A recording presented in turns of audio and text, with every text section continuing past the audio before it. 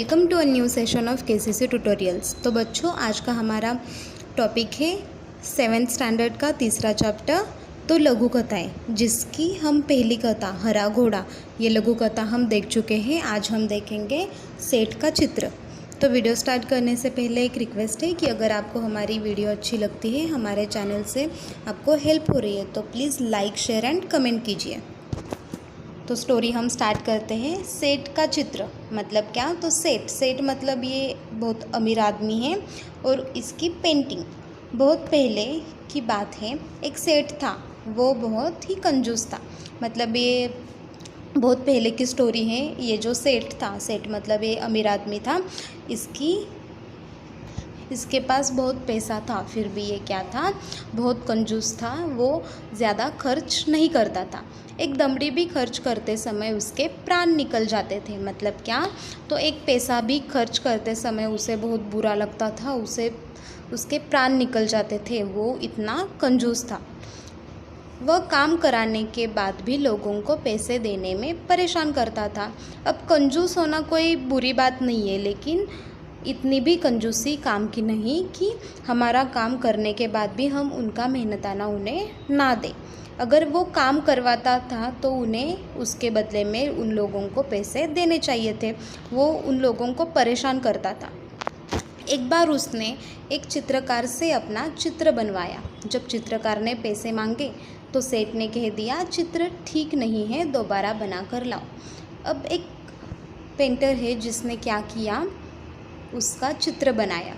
उसका चित्र बनाने के बाद जब उस पेंटर ने उससे पैसे मांगे, उस चित्र के बदले उससे पैसे मांगे, तो वो क्या बोला सेठ कि चित्र ठीक नहीं है, मेरी पेंटिंग तुमने अच्छी नहीं बनाई है, तो दोबारा से बना कर लाओ। चित्रकार ने कई बार चित्र बनाए, लेकिन वह कंजूस सेठ हर बार कह देता कि चित्र ठीक नहीं है।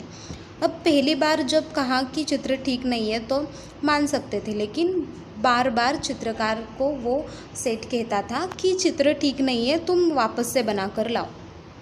क्रोधित होकर उस चित्रकार ने सेठ से सभी चित्रों के पैसों का तकादा कर लिया। मतलब कि क्रोधित मतलब गुस्सा होकर उस चित्रकार ने कहा कि मैंने आज तक आपके जितने चित्र बनाए हैं उसका पैसा मुझे दे दो। धूर्त सेठ बोला, कैसे पैसे? जब मेरा चित्र ठीक से बना ही नहीं तो मैं पैसे किस बात के दूँ? तो वो जो धूर्त सेठ है, मतलब जो बुरा सेठ है, वो क्या बोलता है कि किस बात के पैसे? तुमने मेरा चित्र ठीक से बनाया ही नहीं तो मैं किस बात के तुम्हें पैसे दूँ? बेचारा चित्रकार अपने घर लौट आया। परेशानी का कारण पूछने पर उसने अपनी पत्नी को सारी बातें बताई। अब चित्रकार कुछ कर सकता था का? नहीं, उसने कुछ नहीं किया। वो बेचारा घर लौट आया। वो परेशान बैठा था। फिर पत्नी ने उससे पूछा कि क्यों परेशान हो? तो वो सब कुछ बता देता है कि कंजूस सेठ ने मुझे पैसे नहीं दिए। चित्रकार की पत्नी बहुत बुद्धिमान थी। वो जो चित्रकार था उसकी पत्नी बहुत क्लेवर थी, बहुत होशियार थी। वो बोली, आप दरबार में जाकर न्याय के लिए फरियाद कीजिए। तो आप दरबार में मतलब राजा के कोर्ट में जाकर जस्टिस मांगिए। चित्रकार बहुत उदास हो गया था। वो बहुत अपसेट हो गया था। उसे लगा था कि अभी कुछ नहीं हो सकता, मैंने इतनी पेंटिंग्स बनाई, मेरे इतने कलर वेस्ट हुए, मेरा इतना टाइम वेस्ट हुआ, लेकिन उसका पैसा मुझे नहीं मिला। वो मुंह लटका कर बैठ गया। बोला, सेठ बड़ा आदमी है, लोग उसी की बात को सच मानेंगे। तो वो मुंह लटका कर मतलब बहुत परेशान दुखी होकर बैठ गया। और वो क्या बोलने लगा कि वो बड़ा आदमी है तो मेरी बात पे कोई बिलीव नहीं करेगा, सब उसी को सच मानेंगे। भला मुझ जैसे गरीब का साथ कौन देगा? तो मैं गरीब हूँ, मेरा साथ कोई देगा क्या? नहीं। चित्रकार की पत्नी बोली, सबके बारे में ऐसा नहीं कह सकते। तो चित्रकार की पत्नी क्या बोलती है कि सब एक जैसे नहीं है, जो सही है वही की उसी का साथ कुछ लोग देते हैं। बादशाह अकबर बहुत दयालु हैं। वे भले ही पढ़े लिखे नहीं हैं, परंतु बड़े बुद्धिमान हैं। तो उसकी पत्नी क्या बोलती है कि जो बादशाह अकबर है बहुत दयालु है, वो ज़्यादा पढ़े लिखे नहीं हैं, लेकिन फिर भी वो बुद्धिमान है, होशियार है, वो आपका न्याय ज़रूर करेंगे। उनकी सहायता के लिए दरबार में 9 रत्न हैं। आप वहाँ जाइए, आपको न्याय ज़रूर मिलेगा।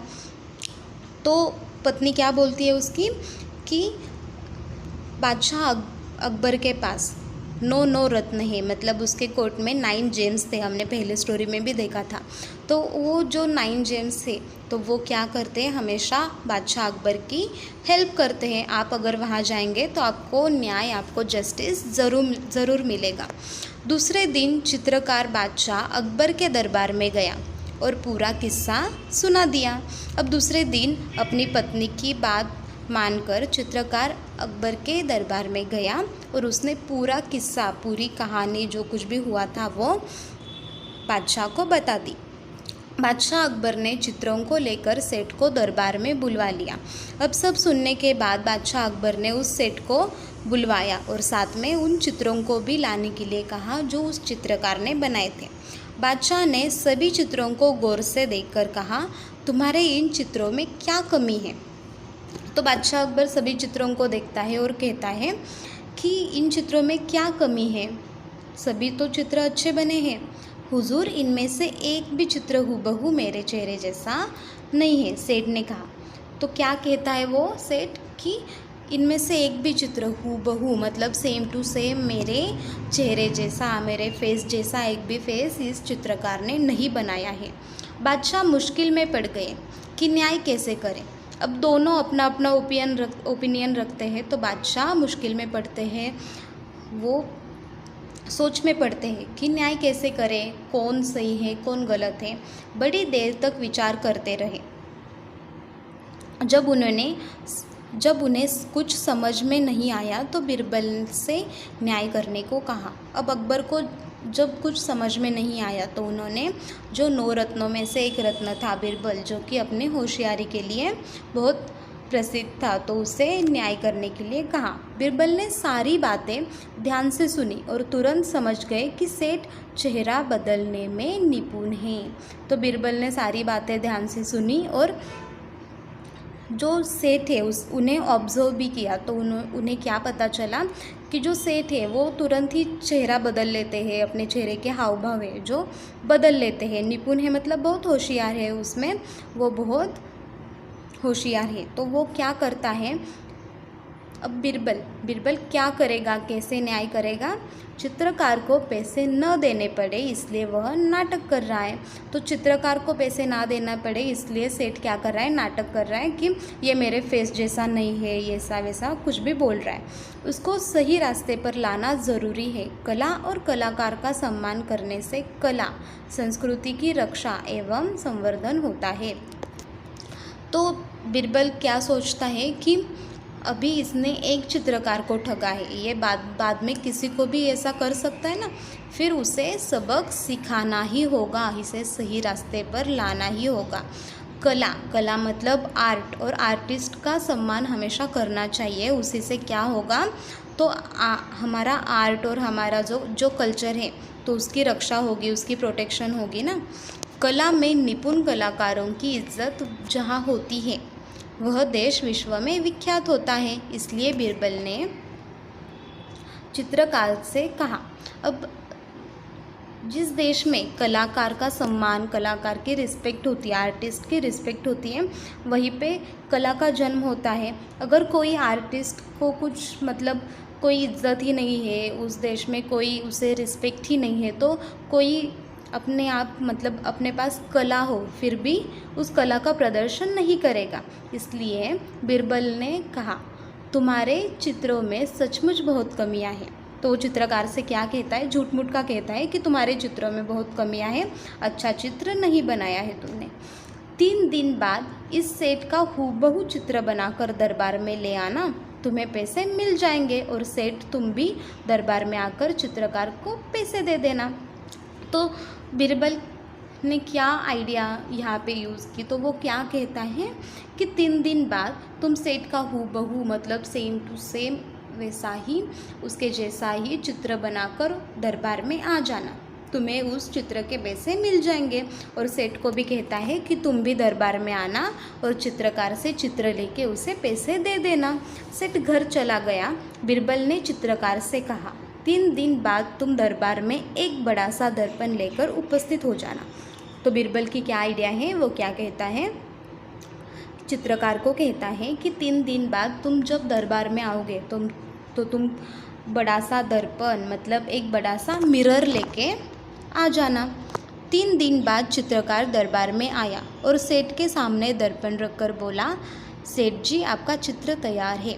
अब जब 3 दिन हो गए, चित्रकार और सेठ सब दरबार में आ गए, तो चित्रकार ने बड़ा सा आईना मतलब मिरर दर्पण रखकर सेठ को क्या बोला कि आपका चित्र तैयार है। सेठ अपना प्रतिबिंब देखकर बोला, परंतु यह तो दर्पण है। जब सेठ अपने आप को आईने में देखता है तो वे क्या बोलता है कि ये पेंटिंग नहीं, ये क्या है, ये मिरर है।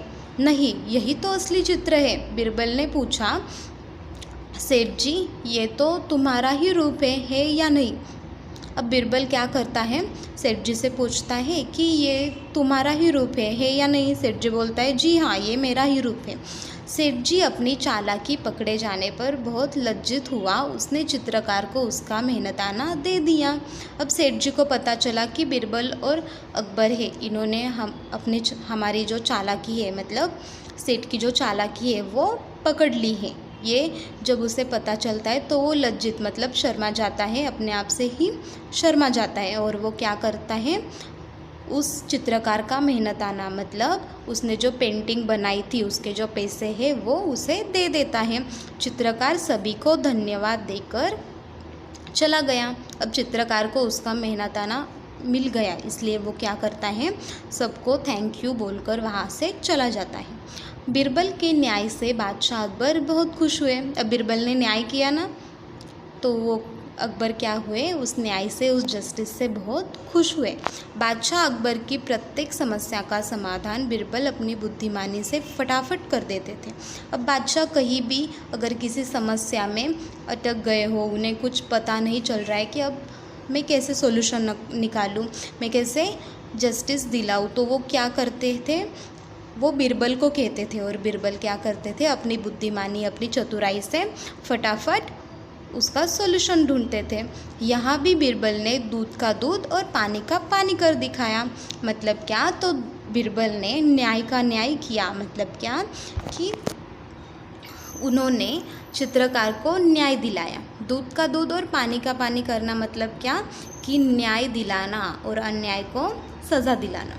तो इस तरह इस लेसन से, इस स्टोरी से हमें क्या सीख मिलती है कि कभी भी अगर हमारे साथ कुछ गलत होता है तो हमें वहीं पे नहीं बैठना चाहिए, हमें जस्टिस के लिए लड़ना चाहिए। अगर हम खुद जस्टिस के लिए नहीं लड़ेंगे तो हमें जस्टिस नहीं मिलेगा, हमें न्याय नहीं मिलेगा। तो अगर आपको हमारी आज की ये वीडियो अच्छी लगी हो तो please like, share and comment कीजिए। अगर आप अब तक आपने हमारे चैनल को सब्सक्राइब नहीं किया हो तो प्लीज़ सब्सक्राइब कीजिए। केसीसी ऑनलाइन ट्यूशन अगर आपको ज्वाइन करनी हो तो डिस्प्ले में दिए हुए नंबर पर कॉल करके आप अधिक जानकारी ले सकते हैं। Thank you for watching this video. Good bye.